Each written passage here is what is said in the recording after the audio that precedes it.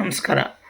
ಈ ಆಂಧ್ರಜ್ಯೋತಿನಲ್ಲೋ ಅಥವಾ ಇನ್ಯಾವುದೋ ಒಂದು ಪತ್ರಿಕೆಯಲ್ಲಿ ಹೊಸ ಧಾರಾವಾಹಿ ಶುರು ಮಾಡುವಾಗ ಹೆಂಡಮುರಿಯವರಿಗೆ ಒಂದು ಕುತೂಹಲ ಹುಟ್ಟಂತೆ.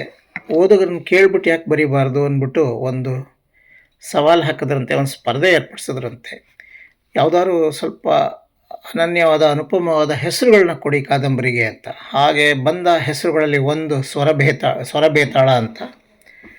ಇದನ್ನು ಮೂಲ ಮಾಡಿಕೊಂಡು ಅವರು ಈ ಥ್ರಿಲ್ಲರ್ ಕಾದಂಬರಿ ಬರೆದಿದ್ದಾರೆ. ತುಂಬ ಸುಲಭವಾಗಿದೆ. ಎಷ್ಟೋ ದೂರ ಹೋಗೋವರೆಗೂ ನಮಗೆ ಇವನೇ ಕಳ್ಳ, ಇವನೇ ಇದು ಅಂತ ಮೊದಲನೇ ಪುಟದಲ್ಲೇ ಹೇಳಿಬಿಡ್ತಾರೆ. ಆದರೆ ಅವ್ರು ತೊಗೊಂಡು ಹೋಗಿರೋ ರೀತಿ ಇದೆಯಲ್ಲ, ಅರ್ಧ ದೂರ ಹೋದ್ಮೇಲೆ ಹೇಗೆ ಅದನ್ನ ಹಿಂದಕ್ಕೆ ತಿರುಗಿಸ್ತಾರೆ, ಟ್ವಿಸ್ಟ್ ಮಾಡ್ತಾರೆ ಅನ್ನೋದು ಅವರೊಬ್ಬರಿಗೆ ಸಾಟಿ. ಅವರು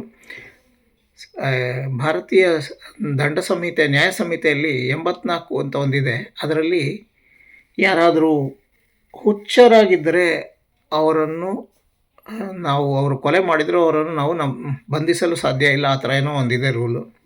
ಅದನ್ನು ಮೂಲ ಮಾಡಿಕೊಂಡು ಬರೆದಿರೋದಿದು ಈ ಕಾದಂಬರಿ. ಇದರಲ್ಲಿ ಬರೋ ಗಿರಿಧರ ಮಾತ್ರ ಒಂದು ವಿಶಿಷ್ಟವಾದ ಪಾತ್ರ.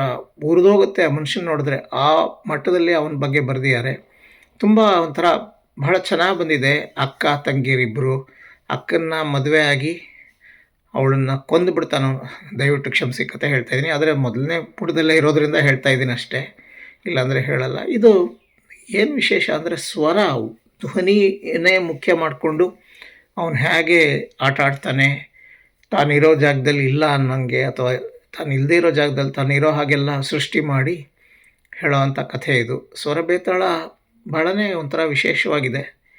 ನನಗೆ ಇದು ಕೂಡ ಬಹಳ ಥ್ರಿಲ್ ಕೊಡ್ತು. ಹಿಂದೆ ಓದಿದ್ದಾಗಲೇ ಖುಷಿ ಕೊಟ್ಟಿತ್ತು. ಅದನ್ನು ನಾನೇ ಬರೆಯುವಂಥ ಒಂದು ಅವಕಾಶ ಸಿಕ್ಕಾಗ ಆಹಾ, ನನ್ನ ಅದೃಷ್ಟಕ್ಕೆ ಮೇರೆಯೇ ಇಲ್ಲ ಅಂದ್ಕೊಂಡೆ. ಎಲ್ಲರಿಗೂ ನನ್ನ ಕೃತಜ್ಞತೆಗಳು, ಇದನ್ನು ನನಗೆ ಬರೆಯಲು ಅವಕಾಶ ಕೊಟ್ಟವರಿಗೆ. ನಮಸ್ಕಾರ.